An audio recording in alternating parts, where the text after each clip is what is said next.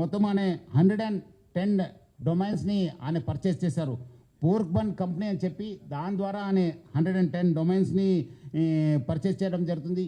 ఒక్క డొమైన్ను మనం బ్లాక్ చేస్తే నెక్స్ట్ ఇంకోటి డొమైన్ ఓపెన్ చేసేది. సో ప్రతిదాని కూడా ఒక లింక్ పెట్టుకుంటూ ప్రతిదాని కూడా ఒక స్కీమ్ పెట్టుకొని అని ఒక పైరసీ ర్యాకెట్ని చేయడం జరుగుతుంది. అదేవిధంగా మనము ఓటీటీ ఫిలిమ్స్లో ఉన్నది కూడా ఆయన యూస్ టు మంచి క్వాలిటీ చేసేసి ఆయన అప్లోడ్ చేసేవాడు ఆయన ఒక వెబ్సైట్లో.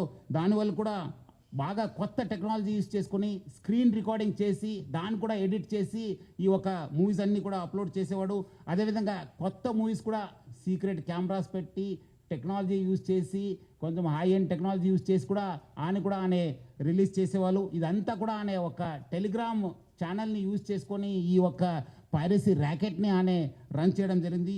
సో దాన్ని వీళ్ళు ఎవరెవరు ఉన్నారు ఆయనకి ఈ ఒక స్కీమ్లో ఎవరెవరు హెల్ప్ చేశారనే పైన కూడా మనము లోతుగా ఆయనను పోలీస్ కస్టడీ తీసుకొని మనము ఇన్వెస్టిగేట్ చేయడం జరుగుతుంది.